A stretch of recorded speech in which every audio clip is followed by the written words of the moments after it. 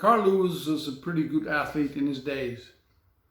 So were the people that he traveled with, the Santa Monica Track Club, but they were not as good, they were nowhere near as good as they thought they were. They were an arrogant bunch. One day, one early morning at Lille airport, Lille, France, we got proof of that. We traveled from Lille to Lausanne, and the meet promoter in Lausanne had sent a charter plane to pick us up. Now these charter planes usually get bad time slots to leave, so in this case it was early in the morning. We went to bed late the night before, so we had very little sleep, and most people were moody, sleepy, cranky. So everybody was eager to get on board. Just about as we thought we were going on board, there was a hold-up. It turned out that the Santa Monica Track Club demanded they would get on board first. Our first reaction, mine and all the other athletes there, was disbelief. Who would want that? Why? I mean, what doesn't make any sense. But after a couple of minutes, it turned out they were pretty serious.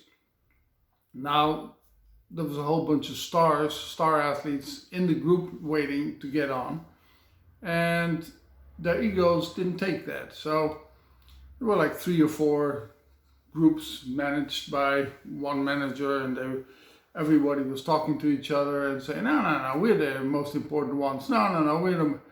Oh, it was as stupid as you can get. But it also was more serious than we would imagine, because after half an hour, 35 minutes, there was still no movement. The representative from the track meet in Lausanne, he was getting pretty worried, because if we would wait much longer, we would lose our time slot and we might have to wait until late afternoon or whenever. So the people from the plane, the pilot and the flight crew, they were puzzled, very puzzled. I don't think anybody had ever been in a situation like that.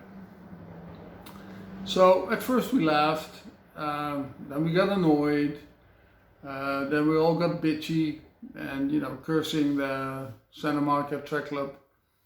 And then at one point I went to talk to the flight crew.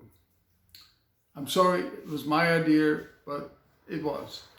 I went to talk to the flight crew, and after a couple of minutes I came back, and I first approached Sadi Del Vita, who was a huge star in the middle and long distance in those days. And I talked to him for a couple of minutes, and he smiled and thought he said okay to me. So I talked to my team and a couple of other big managers, and then I went to Joe Douglas, who was the manager of the Santa Monica Track Club, and I made him a proposal. And the proposal was that they would go in last, but they would get first class and the rest would sit in the back of the plane. And they agreed on that. So it's good. We had to break the hold. So everybody went on board real quick. And when the Santa Monica Track Club finally arrived, everybody in the plane had a big grin on their face, because there was no first class.